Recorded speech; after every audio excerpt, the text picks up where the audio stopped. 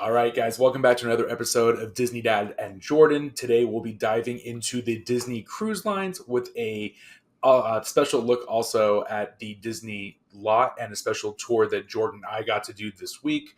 And then at the end, we're going to talk about a special surprise that Jeremy and I have in store for you. But let's get going with the show today.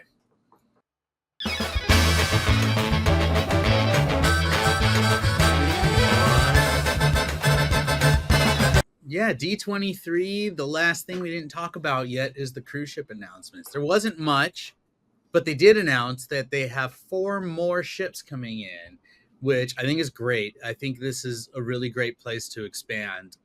We've only had a small handful of ships for a long time. We have 3 more, one that just launched, a couple of years ago, and 2 that are in the works, one of which is about to launch. And now they've just announced 4 more. So it's a massive expansion. Hopefully it means we get a ship coming to Los Angeles, so I don't have to drive down to San Diego. Hopefully it means there'll be more Alaska cruises. There'll be more around the world. Jeremy, you don't drive, though. Your Tesla goes into auto mode, and you just sit back and relax. Let's be real for a second. We both know that. That is true. But It's still, with 2 kids in the back seat on a drive to San Diego, regardless, is not fun. But going out of port in San Pedro is pretty good, pretty easy. It'd be great to be able to just park my car there and not have to worry and just get on the boat instead of having to also book a hotel for a city that's in my state. Anyways, Ben, my point was, I'm curious if these are going to be built or acquired, just like the Adventure was bought out of bankruptcy. Do we have any information on that yet? Not that I know. As far as I'm aware, that's the only one that was bought, was that one so far. And from my understanding, also, it makes it more of a unique style ship compared to one that they're building from scratch. Just to recap really quickly, the Disney Cruise Line currently has 5 ships in its rotation. Adding 4 more gives it 9. They're also going to be, from my understanding, introducing to international markets like Tokyo, which is a first for them as well. We'll get into that a little bit more later, but back to Jeremy's point, this is the first time in the fleet's history, I believe, that they are acquiring and not building outright. And if I'm wrong, please comment. No, you're not. You're not. Cool. To your point, though, Jeremy, is it smart? Is it not smart? I don't know. Taking the shell of something instead of having to build it from scratch probably saves them some cash right there. Do we know what cruise line was it bought from? Do we know? Wasn't Carnival or? I saw it somewhere in one of the Facebook. Okay. But I think it's smart because, like you just said, they don't have to build the hull from scratch. They don't have to build the layout. They can just take what's there and adapt the shell, right? It's just like redoing a ride instead of having to tear down and build a whole new thing. But I think it adds for a quicker expansion. I think we're not going to have to wait many, many years in between each ship. They're going to be able to do them simultaneously if they're acquired. And that brings me into the Adventure, where they just dropped in this week that virtual stroll through Disney Imagination Garden. And this thing looks incredible. This is also a first for Disney, is having that big those interior view rooms where you can look across. Yeah. It's a very hot thing now. I know, what is it? Norwegian's doing it, and some of the other ones. They love doing it's called, like a promenade, the indoor inside promenade. Yeah, but this is really, really beautiful. If you have a chance to check it out on the Disney Parks blog, they really have some great stuff on there. They've shown now where the entrance to Grandma Tala's kitchen is going to be in the promenade. And then they also have, I wrote it down, Mowgli's Eatery, which will be an Indian cuisine quick service restaurant. They also have a multi-story mural of one of the theme park castles that looks absolutely beautiful, with Phantasmic Mickey in the courtyard just in front of it. This look, honestly, like when I go on cruises, I like to have ocean views, even if I don't have a balcony, just because it's prettier. You get to see the land. It's a view you don't always get very often. But this changes things, right?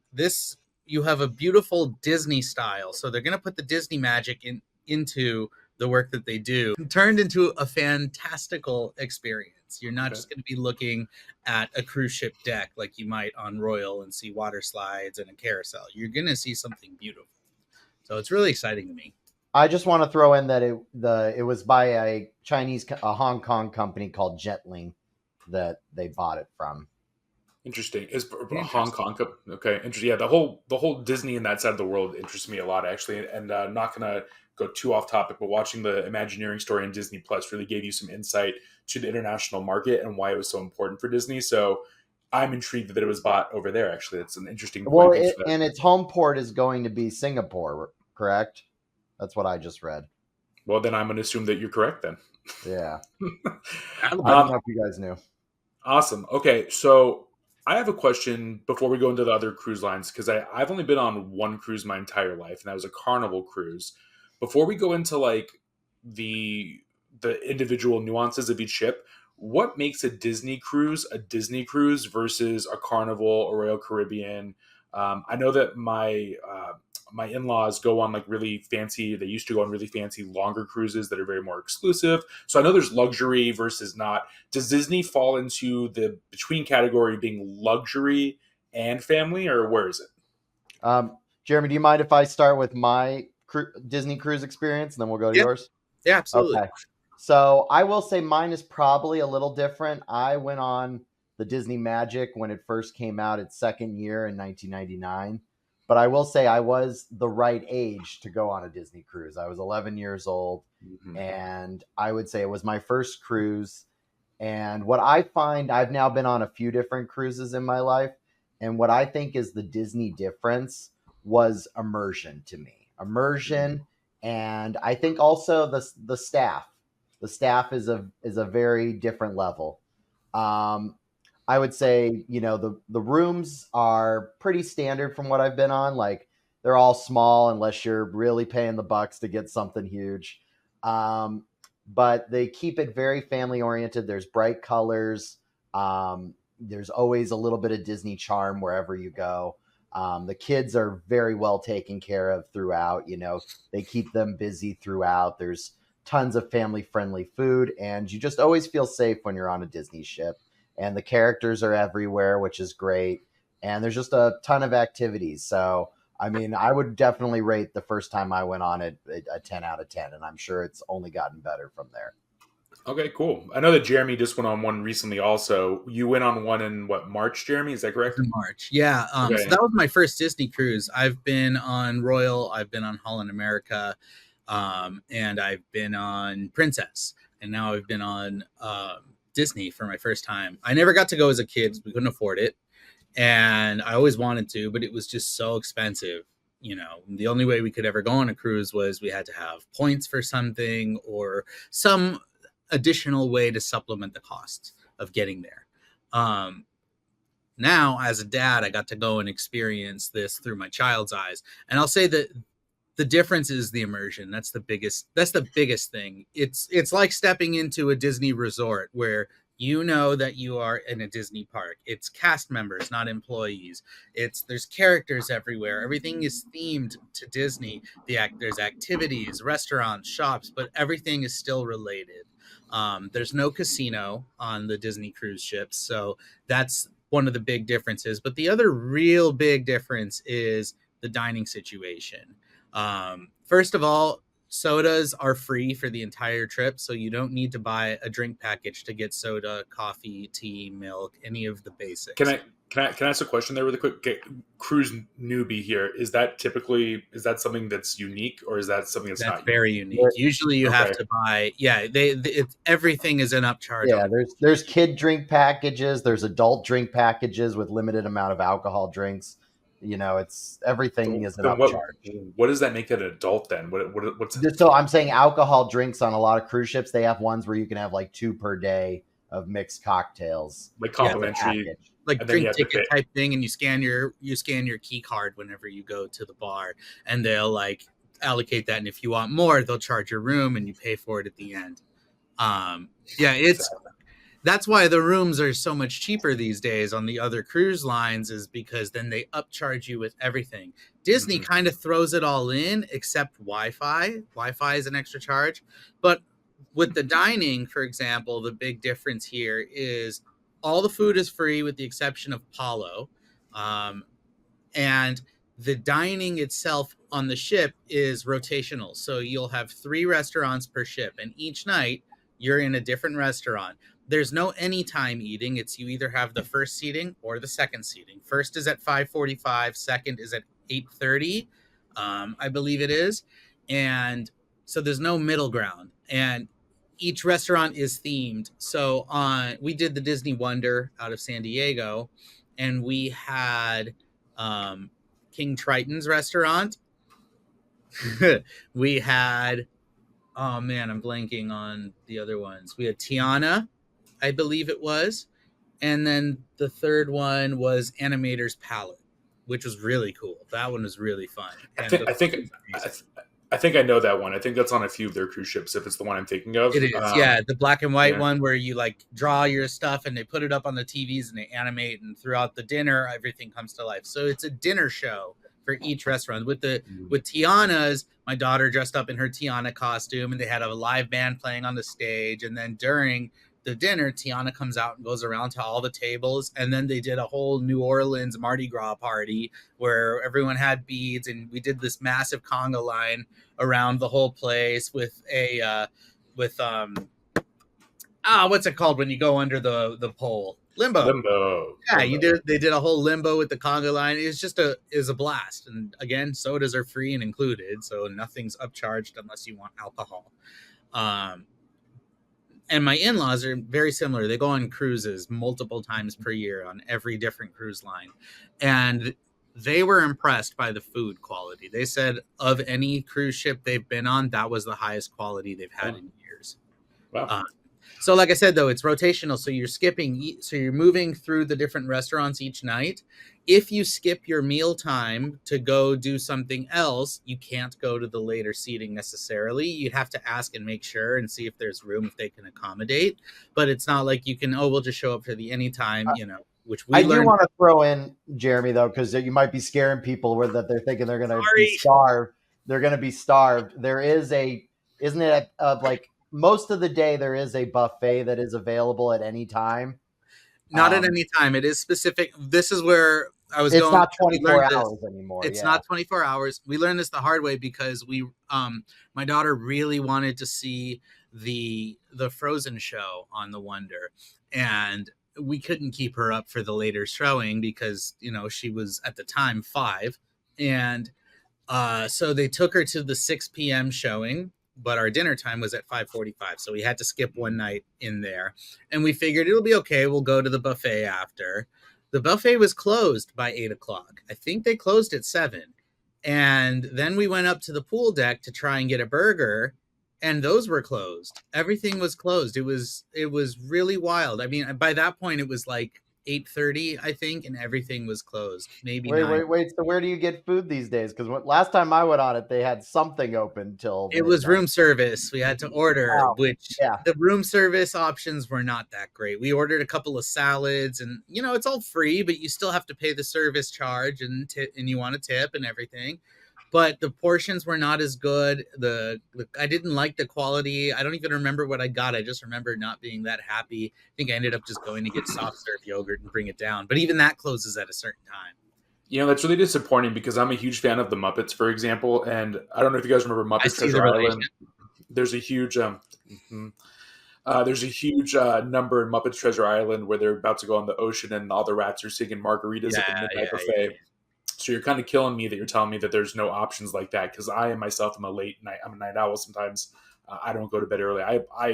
The one cruise I went on, I do remember it wasn't Disney, it was Carnival, but I remember there being food everywhere, but that's surprising to me that this is a kids ship, right? These are designed for families with young kids. They do have adult sections, they do have adult bars. And by the way, on my cruise ship, I went into one of the bars and I look and they have a cart right in front by the door when you walk in of all the fancy whiskeys and the expensive drinks. And I look and they've got a bottle of Whistle Pig sitting there, which anyone who knows me knows that's my favorite rye on the planet.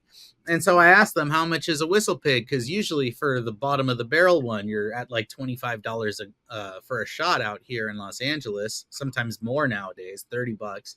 They said it was $16. I said, I'll take it. Very cheap. The drinks on a Disney cruise ship. They really tried to pull your leg there, didn't they, Jeremy? You're like, wait, how much was it? I'll take a double. Let's go. I did. Yeah, sure you did. There, it was. No, it's great. You can get like a Jack and Coke for like $5 on these. All right, let's keep it moving. It's good to know the differences between Disney and some of the other cruise lines. Thank you guys for clarifying that. So I'm going to dive into the Disney Destiny a little bit. I'm excited about this. This is it's a new cruise ship also. This will be debuting soon. In fact, I can get you the exact. It's debuting in September, I believe, actually, if I'm correct, but I could be wrong. I'll find this out in a minute or two. Anyway, the Disney Destiny is cool and unique because the theme of this ship, it's the first time they're incorporating heroes and villains, and that doesn't just relate to Disney as in like Mickey Mouse and those type of villains. This also goes into Marvel characters and Pixar and things like that. So I'm kind of excited about that. You're going to have the opportunity to interact with your favorite superheroes. You guys are talking about immersive things on the ship. This ship is going to be themed like that. I'm pretty excited from the images I've seen on it. What's also unique about this ship is that it's getting a bar called the Cask and what was it called? The Cask and Cannon, which is a Pirates of the Caribbean themed bar. Now, this is something that I've seen a new trend in with the cruise line specifically, and I know that someone else is going to get into another ship that's having another special themed bar go there. But this is really cool. I think that you're bringing the park experience, the movie onto the cruise line. I'm pretty excited about that. I imagine people having a good time here, and like Jeremy probably getting a double or a triple, many drinks, and hopefully, as Captain Jack Sparrow said, where's the rum? Hopefully they don't run out of rum on this one, right? Moving forward, the entertainment on the ship is going to have a brand new stage show, Broadway-style stage show that will be Hercules. And I'm curious where my head goes with this because I am a theater guy.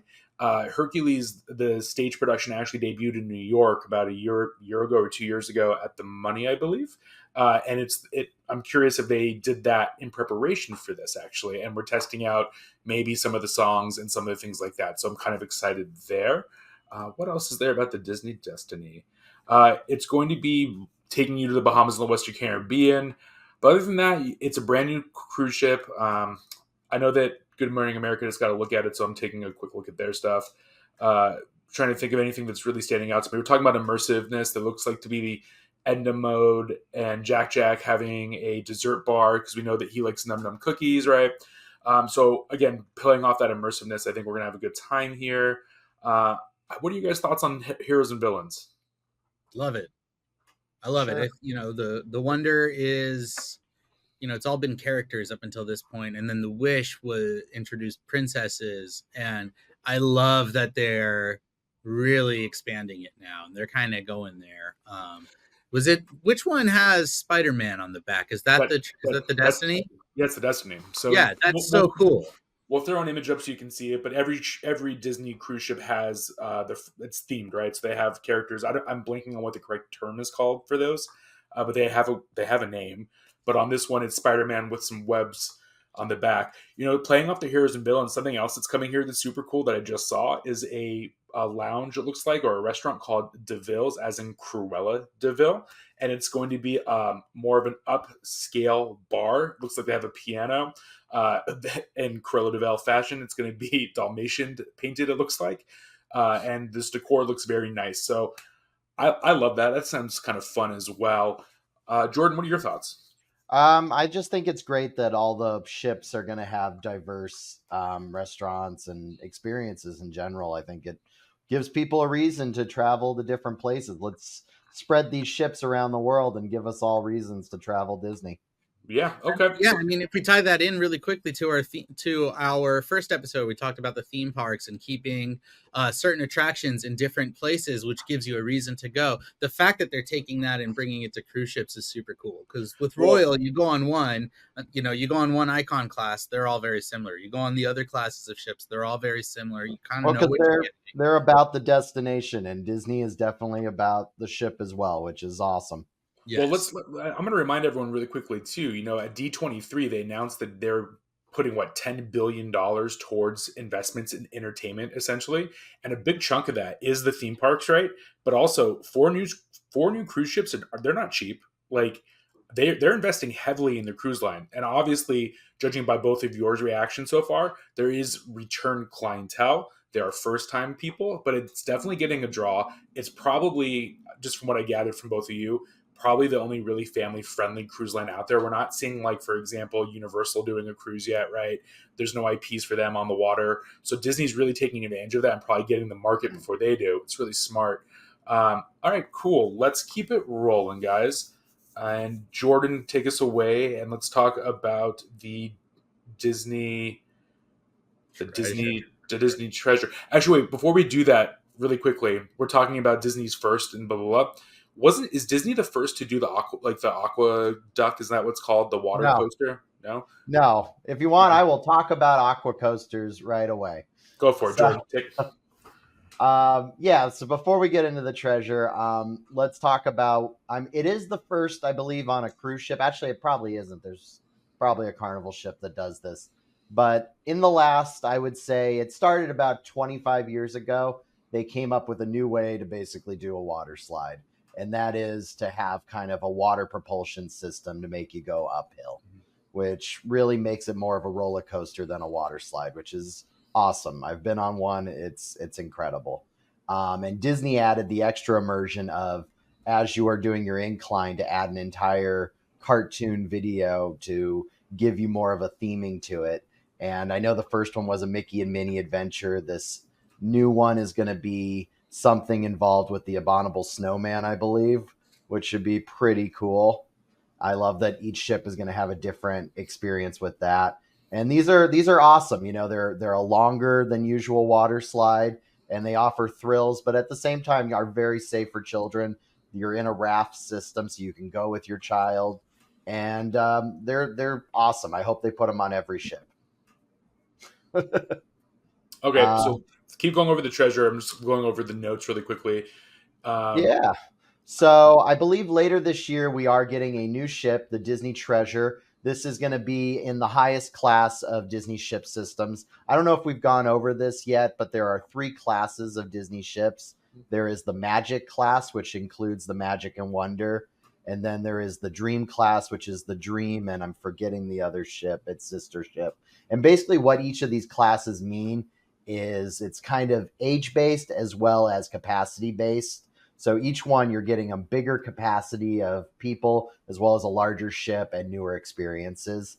The newest class, which started with the Wish, is the Triton class. That is the ultimate class of ship. They take about 4,000 people on the ship, but they are larger, so you shouldn't really feel them being that much more busy. And in fact, their newest ship, the Treasure, actually holds less than the Wish, I believe, and it holds less than the middle class ships, the Dream class. So you are getting more space and yet less people. So that is really cool. Do you know, based upon that class system you're describing, does price differ between these things? Do we know?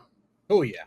Yeah. Price, right? Okay. Price will be more, but that's based on age, that's based on destination, time of year. There's a lot of things, but yes, always the inaugural year of a ship is going to be its most expensive. So something else that I'm pretty excited about the Disney Treasure are 2 new things coming to that ship exclusively. I was just reading about it. There's a Coco restaurant that's going to be taking over the Frozen restaurant that was there prior. This is going to be from what I was reading, a character-based restaurant. So you're going to still have the characters of Coco walking around. I would assume there's going to be some type of show there as well, because we know that Coco is a musical movie. So I would anticipate we're going to get some cool songs with that. And then on the flip side of that, going and keeping with the theme of Dead, we have the Haunted Mansion bar that is coming exclusively to the ship too. Now, the Haunted Mansion has a cult following. We all know that. So I think this is a genius move to get people super excited to go on a cruise to do that, because I guarantee you there's going to be my favorite thing in the world, merchandise at this bar, because that's going to be exclusive. What do you guys think about the Haunted Mansion bar, the Coco restaurant?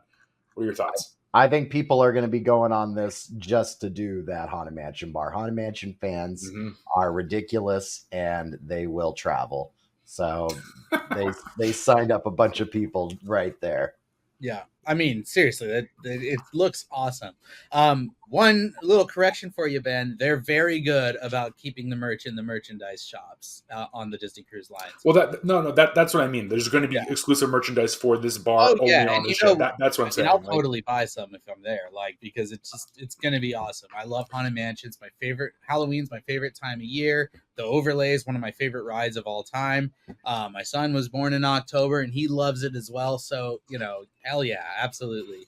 The Coco restaurant, they're saying that it's going to be a musical type show that celebrates the music from the movie, which I think is really cool. It's going to be a lot of fun, but also knowing that the quality of the food on the Disney cruise ships is better than those of everyone else, and we're getting a Mexican restaurant on the cruise ships, I think it's safe to say it's going to be a really good restaurant. I'm hoping for, I love mole, so I'm hoping they have mole on the menu. I hope it's spicy. I hope it's delicious. I bet it will be good too. The entertainment that's coming to the ship also, they're going to have a Moana stage show with a 15-foot puppet of Taka. Now, so, at Disneyland, we don't have Murphy anymore, but on the Disney Cruise Line, you can get a 15-foot fire demon. So pretty cool stuff there. I'm excited for that. And in general, I feel like the trend right now has been focusing on entertainment on the cruise ships more than the theme parks. I know I've seen comments from some cast members that work in entertainment saying that that's where it's at for some reason. They're pulling it from the park, putting it on there. People need stuff to do on a ship. You can only go on the water slides and apparently eat till a certain time. So you need stuff to do. Yeah. What's crazy? You guys ever talked to anyone that's ever been on a staff member on a cruise? Have you ever talked to them? Yeah, my co-founder, and he worked on the Magic. Oh, really? Okay. How long was his contract? I don't know. He worked 16 years on cruise ships. So he primarily, I think he only did a couple of years on Disney. I don't think it was very long. Well, I guess where I'm going with that is a lot of these employees on these ships are away from home for months at a time. It's crazy. Yeah, so when you think about, we call them cast members, for them to be able to give you the service they do that you're both describing, and being able to keep up the level of quality of the food and the shows while being away from their loved ones. I don't know about you. That's hard. That's hard mentally, right? I mean, it's the average I looked up is 4 to 6 month contract. Yeah, it's crazy. And you got to realize most of the employees, there are some that are older, but a lot of them are young kids trying to save a few bucks, and they see it as their chance to kind of see the world a little bit, because they are allowed to get off at the ports. Sometimes they even, I think, stay extended on a port for a little while, and it's just a way to go. Okay, so we're going to now go over we're called the Disney Dads, right? So obviously we have to give you some tips and tricks. Judging that I haven't been on a cruise with my son yet, I'm going to let Jeremy kind of steer the ship here. See what I did there? And Jeremy, take us away. Give us what worked for you, what didn't work for you, things that in hindsight you're like, what was I thinking? And things that you're like, aha, that was a light bulb moment and I am happy. Yeah, well, so first of all, I'm going to say with one thing that I wish they would do, and that is move the ship from San Diego to San Pedro in Los Angeles instead. And I'm just going to say really quickly, because this is actually a tip for everyone. The port of San Diego does not have designated parking for the cruise ships. So you have to plan this well in advance, and we didn't know that. So we got a great hotel. We stayed at the Residence Inn. It's right next to the dock where the Wonder goes. And if we would have known about this in advance, we could have paid to just leave our car at the Residence Inn in cruise ship parking. But because we didn't know it, we were very limited on where we could move our car. We found a place. I don't remember which one. I think it was through ParkWiz. And you go in and they have a process. You have to go all the way down to the bottom of the parking garage. And then we had to walk all the way back. So we had to plan for this. So then when we got back to dock, my mother-in-law stayed with my wife and kids and all the luggage, and my father-in-law and I both went to get our cars at the parking garage and come in. There is a pickup and drop-off area next to the cruise ships. So that's the first thing, is you really need to, especially if you're coming out of San Diego, you need to really plan for that and pay attention to where you're staying and where you're parking. That's the first thing. Second thing is, don't overthink the Disney cruise ship. There's a lot to do. We were so concerned about what we would do, what we'd be able to do, what we couldn't do.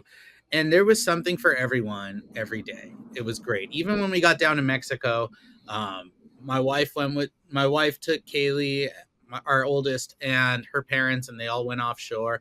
And our youngest, here's the next tip, went to the It's a Small World nursery. They charge $9 an hour, and you have to book it in advance, but you can book it when you get there, though. You can book it before that, but you can also book it when you get there.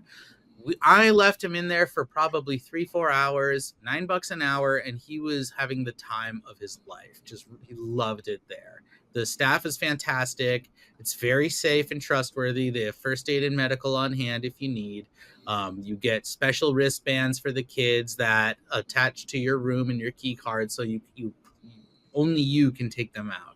So as I mentioned before, don't skip your dinner time for the shows unless you have a game plan for eating, because you may not be able to get into the next seating, but also if you have young kids, that next seating is going to be super late. So if you're going to go see a 6:00 show and you want to skip your mealtime, I really recommend going up to the buffet or up to the pool deck and eating first beforehand. They do have popcorn and snacks and stuff, but just better safe than sorry. One other thing I forgot to say, also, the rooms on the Disney cruise ships are bigger than your standard cruise. They're bigger than Royal, Carnival. We had 4 of us, including a pack and play, in a standard ocean view with a single porthole on deck 2, and it never felt cramped. And again, we've been on Royal and those are, you're looking at like 180 square feet. This one was easily 240 to 250 square feet, if I'm remembering. Someone can correct me in the comments. It might have been 220, but it was over 200 square feet. I remember that. And it's not a lot in general, but on a cruise ship, it makes a big difference. That extra bit of space is enough room for you to walk past the pack and play. It's also designed so that the sleeper sofas, the pack and plays, or the pullover beds are on the window side, so the adults can close up the drape and take turns going out if they wanted to. So I was able to, we put the kids to bed and I went out and had a drink because I could. Came back and everyone was asleep and it was great. Didn't have to wake anyone. You also do get 2 restrooms in the bed in the rooms, one of which is toilet and sink, the other is shower and sink. So multiple people can be getting ready at different times. You're not taking up space from anyone. It's just wait your turn to shower. That's it. Pirate Night. This is the other thing that separates Disney from everyone else. I believe it's on 4-night cruises only and longer. Remember, there's 3 restaurants, so that covers 3 nights. The 4th night, and it's somewhere in the middle usually, is Pirate Night. Everything on the ship gets decked out for pirates. The music changes to all the Disney pirate music, Pirates of the Caribbean, any of that stuff. You'll just hear it. The characters come out in pirate costumes as well. It's just a blast. They have activities all day that are themed to pirates. And then your dinner serving is completely themed. You get a headband that you get to wear that they leave on your bed when they turn down your room. You have a very special one-night only menu that you can get there. Very special limited desserts. There's a special pirate themed show. All the crew members are dressed up. And then at the end of the night, they have their Pirate Night show, which is, I didn't actually get to see it because it was at like 9 o'clock, 10 o'clock at night. And my kids are asleep by 7:30, 8 o'clock on a cruise. But that one ends with fireworks, and it's the only fireworks show on a cruise ship in the world. It happens on a Disney cruise. It's really cool, and I very highly recommend it if you can. And And then, so the next thing, onboard activities. These open up well in advance of your cruise. However, they open up by ranking, right? So every cruise line has their membership program that you can join, and Disney's no exception. Once you attend your first cruise, you're automatically in, and then there are different rankings based on how many cruises you've been on in your lifetime. So the more cruises you go on, essentially the more priority you get for bookings. I would be pretty screwed, is what you're saying. I'd be low priority. Yes, because when our time opened, which it opens at midnight, yeah. by the way, like it's not like at the theme parks where you refresh your app at 7 to get into the virtual queue. It's your bookings open at midnight in your local time. So I didn't know any of that as well. I fell asleep at like 11:30, woke up the next morning, set my alarm for like 6 a.m. so I could get up and check. Everything was gone except for like the stuff that people didn't want to do. But all the whiskey tastings, the tequila tastings, those were all gone. And there's a princess meet and greet called the Royal Gathering that you have to register for. It was gone, but by the time I could even wake up, which was, that was one of the main reasons that we went on a Disney cruise, was so my daughter could experience this. Now, that being said, we kept checking because you want to keep checking. People cancel their cruises at the last minute. We were assigned an 8:45 meal, which we needed the 5:45. So we kept refreshing, kept calling. We got to the ship. They made it happen at guest services for the dinner.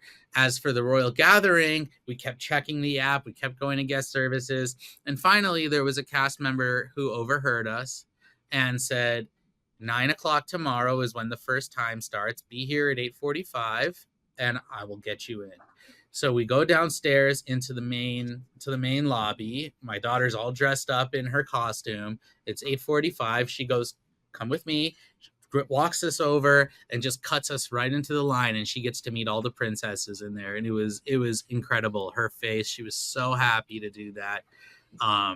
So just know that even if you can't book the things you want necessarily, there may be an option or an opportunity for a cast member to make some magic happen, and you will still have a fantastic trip. Awesome. I'm happy to hear that you got a magical moment on the ship and that they were able to help you out. So that's going to be our portion on the cruise lines. Some exciting stuff there. Maybe we'll all take a cruise together one day. Who knows? We're going to segue into something that Jordan and I got to do. And I know that Jeremy's been here before, actually, a few times. But this past week, Jordan and I got to go to the Walt Disney Studios in Burbank, California, and have a pretty private experience. Jordan, you want to kind of tell them what we did? Yeah, sure. So my family's been waiting a while. We have some family friends who work at the studio, and this is a invite-only experience. It is the Walt Disney Office Tour, and you are brought up to the old animation building at the studio and taken to Walt Disney's section of the building. And they remodeled this office about 10 years ago and opened in 2015 to the guests to see this office that is perfectly preserved from the last day he worked back in 1966. Yeah, so let's walk you through what it's actually like. So when you get there, you're greeted by there's a host. It's separate than who we were with, right? And it's very much almost a park experience in my mind. There's a pre-show, if you will, where it's a 3-4 minute video explaining the history, right? Explaining why they did what they did and how it came to fruition. The Disney archives were created essentially, right? And the archivist was kind of like, wait a minute, you guys, there's so much potential here. And they preserved a lot. So that was the first reason why it happened. And because of this man, and I'm blanking on his name, Jordan. Do you know who it is? Yeah, so the archives were started by Dave Smith in 1970.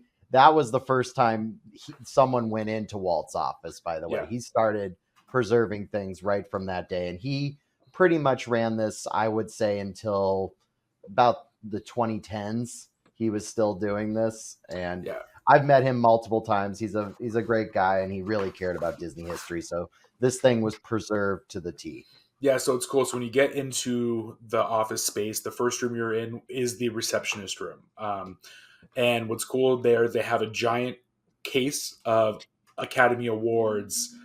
I mean, there's so many. I couldn't Just even yeah, tell you. over I believe they Yeah, said over 500 awards Walt yeah, has actually had in his lifetime and after, and yeah. so they just had a few on display. Yeah, so then when you go from there, the host was explaining that to go to the next room, you had to pass the second receptionist, and that was like the real gatekeeper. And then from there, you get brought into Walt's entertaining office. Now, Walt had two offices. I didn't know this. I don't know if you knew that, Jordan, but I didn't. That was No. very like what? So what Walt did essentially is when he would have dignitaries or meetings, right? He'd bring them into this office, and when you walk in, it's roped. There's a narrow path you can walk. It's roped off essentially because, like Jordan was saying, they preserved it so well that they even could count the paper clips on the day. It was his last day in office essentially, so they were able to go back and see it. This office was pretty cool. What I liked the most, and I think Jeremy, you'll appreciate this, the Sherman Brothers piano is in there, and it's just a really surreal moment if you're standing in there and you're thinking like, okay, so we know that the Sherman Brothers came in here and they played "Feed the Birds" for Walt, and that's one of Walt's favorite like songs of all time. And in classic Disney style, of course, they have "Feed the Birds" playing somewhere. There's some speaker playing it very softly. And the host told us the story that the brothers would come in and basically Walt would sit behind the brothers. So the piano's in front, Walt's back here. And the brothers always wanted him to sit on the couch and he refused. And the brothers would have to play without seeing Walt's reaction, essentially. So it was kind of a cool, surreal moment. The other thing that I really liked in there, Jordan, help me with the phrase. I don't remember what they're called, but it was the inspiration Oh for. yeah. So Walt on a lot of his vacations would always pick up things for the parks. He would always see stuff he'd want to put in. And I believe when he was in, I believe it was New Yep. Orleans, Mm-hmm. he found his first automaton, which is basically a crude version of an audio animatronic. It is like a wind up version or electric version of a robot. And there is one that is, there's two actually in his office still. One that is hanging, which is a bird in a cage, and the other one is a man with a jug. And these are perfectly preserved, and they are the premier example of what we use today in Disneyland, like Yeah. the rude beginnings. Yeah, and what the host told us is that Walt bought it, took it back to the lot, and took it to his engineers and said, "Take it apart, figure out how it works, make it work for me, and let's make it bigger." And that's how we got Audio Animatronics, the very first ones. I'd also kind of gather that that's probably where the inspiration or the thought process for the Tiki Room probably started churning a little bit, right? Yep. It's pretty cool. So then you are in his Jordan. Is that where the map was? Also, it was right. No, that office was basically for his more casual people that were coming in, like the Sherman Brothers, like Imagineers. Remember, they had a table in there as well. They'd move around. Yeah, that was it for that. The next office you're about to talk about for exclusive people. Yeah. Only. And before I go into that office, one other thing I'd say about his entertaining office is that his bookcase, that's what so the host was talking, we were able to kind of walk around. I couldn't like go up to each book, right? But I was very intrigued to see all of his books. And what struck me is that Walt was a very educated man. And then if you were to go back to like classic Disney and we're talking like the roots of Disney, remember he was big on nature. He was big on like what now they own Nat Geo, right? He was big on telling the story of nature and the world. And when you're looking at his books, it's clear as day that that's what he would do. There are some artistic books in there. Some are pulled out a little bit further than the others. Some are like turned upside down. And he was a futurist too. There was so much on technology. There was Nikola Tesla. We saw a thing on Fiats and early car development. So much stuff on electronics. It was very interesting. So then after you exit that room, you go into what was called his working office. And this is where basically the creative would happen. Okay. And the first thing that I noticed, I know Jordan did too, there's two things I liked about this office. The first was the desk, and the second was the map. So let's go over the desk first. This desk, in the images you've seen of Walt behind his desk, you would never have known that this desk was so low to the ground. And we're talking like very short to the ground, like very, very low. And the host was explaining to us that the reason for this is because a lot of the times they'd have the animators come in, or they'd have the, the blueprints for rides, for future rides for Disneyland come in, and they wanted to have an aerial view so they could have people look at different angles. And the desk was made so that you could move it around, put it with another like side table, so if they need to expand bigger, they could. And the host told us the story of Richard Sherman coming in and saying, "You almost got it right, but in fact there was papers that were stacked this high everywhere, and it just struck me. And another thing that made me giddy, I'll let Jordan give you the news, but this is super cool too. Oh no, you go. You finish your story, and then I'll do mine. That was my story. I was saying I was going to let you tell the next part that I thought was. Oh cool. Yeah. So I mean, I'll get into the map really quick, which was really cool. I mean, it's something that everybody always envisioned on a TV show, that Walt just had the layout for the parks always. Probably a lot of Disney World and Epcot, but surprisingly, in his office, maybe just because it was his first park and his love, Disneyland was on the other wall, and it had spaces for all of the rides that were either just coming in or hopefully coming down the line. There was a space for Haunted Mansion. There was the space for Pirates. There was the space for Small World. And it said when it was coming, how it was going to be named, and everything about it. Yeah, so really cool. Going back to that though, Jordan, that map from, I believe, actually was New Orleans Square was completed. Walt saw Pirates open, right? So again, this office is basically the last day that he was on the lot. So it had Pirates on there. It had Haunted Mansion, but Haunted Mansion opened afterwards, right? We all know the story of the two different versions, right? One fun version, one more weird version, right? So there's a whole debate there. And the name change, which the old name change was on there. It was Haunted Mansion with 1,001 Ghosts, which we know that 2 of them have gone missing since then. Yeah. So going into his office on the other side, then he has this entire kitchen, right? And something cool and unique for his time was that you would open it up, and because of his connections with General Electric, he had automatic lights installed. So when you'd open it up, this light bulb would turn on. And this is where Walt would make his chili, his grilled cheese. Anyone that knows Walt in a little bit knows that these are some of his favorite foods. And the other cool facts about that kitchenette is that over the years, other Disney CEOs and executives took this office, actually. Again, Jordan mentioned that they just remodeled it and remade it the way that it was. But something they never touched was this kitchenette. So they never touched it. It kept it the same. They had his glasses out that were monogrammed, which was super cool. And then after that, we went into the other room that's no longer what it's for, but it was where it's called his private quarters. So he'd take his nap in there. There would be a shower. Yeah, they said it was seldom used, but he did have that just in case he had to spend a night at the office. Yeah. I want to touch on one quick thing that was in both of the offices. I think it's a cool tidbit for fans. I noticed this because I took a honeymoon with my wife to Denmark, and one of the most famous things in Denmark is the Little Mermaid statue. Because Hans Christian Andersen was from Denmark. In both of those offices, Walt also had a Little Mermaid statue. So I have a feeling that Little Mermaid was on the mind from a much longer time than when it was made. Yeah, one other thing I noticed, and I'm happy you brought up the stuff with your wife and the family. I noticed a ton of photos of his kids. There was just so many everywhere, and it really drove the narrative, or the picture home that Walt really was a family guy. Remember, Disneyland was created so that it was a place for adults and kids to be together. And it was created one day when he was sitting, the idea came on the Griffith Park bench. So really hit it in there. And of course, it wouldn't be a Disney experience without some type of merchandise. So at the end of our experience, they gave us this really cool, and we'll throw this up, but this is a very exclusive enamel pin they gave us that's super cool. And anyone that knows me knows that I'm a sucker for swag. So I think this is high quality and very cool. Has my stamp of approval on it. Okay, now we don't normally do this. Great experience. If you do ever get the chance, take it.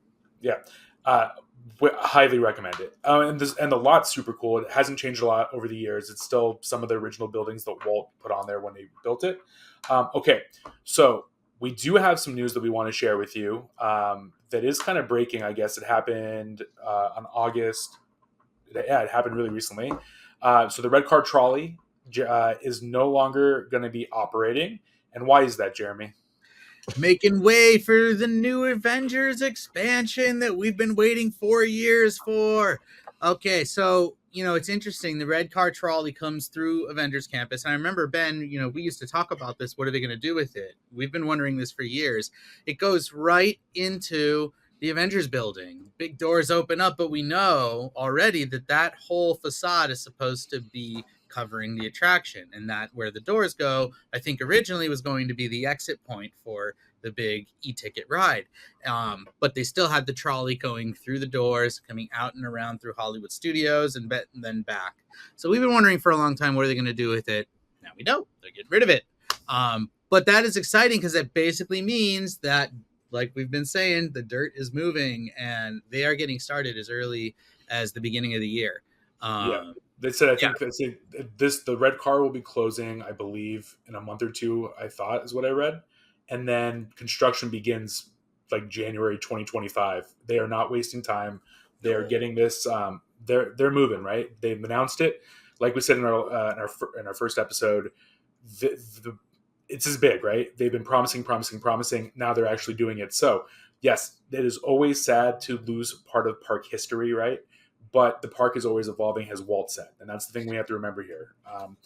The other big news that's happening is Winnie the Pooh is now opening in time for Halloween time, essentially. It's kind of a weird opening, to be honest with you. But Winnie the Pooh will be back open. That's exactly what you want to do in Halloween time. Yeah, I want to dress up. I dressed up as Tigger. My wife dressed up as Eeyore. And we dressed up our son as like Winnie the Pooh for like his like first or second Halloween. I look ridiculous. I'm sweating my butt off, and only for my kid will I ever do that. So all the parents out there that are watching, you know what I'm talking about. We do things that we're like, what are we doing? I have a giant Sully costume that my daughter makes me wear every year, which I'm fine with. It's fun. Sully's my favorite, but it's funny, and my wife hates it. Okay, so everyone just heard Jeremy say that. So in the comments below, if you want Jeremy to wear that Sully costume for an episode, let us know, because we'll make I had that coming, didn't I? I totally opened that door. You walked right into that. Our Halloween episode's going to be crazy. Yeah. And speaking of Halloween, so coming up on September 12th, Jeremy and I will be attending Halloween Horror Nights at Universal Studios.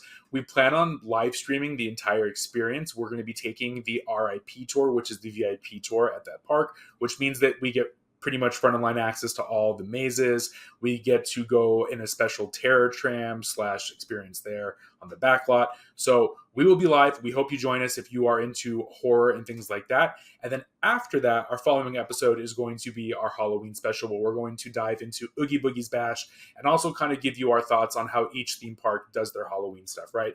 So Universal scary, Disney not scary. But we're going to get into the details and the gory and all the bloody stuff. But look, we appreciate you guys. Again, if you are new here, subscribe.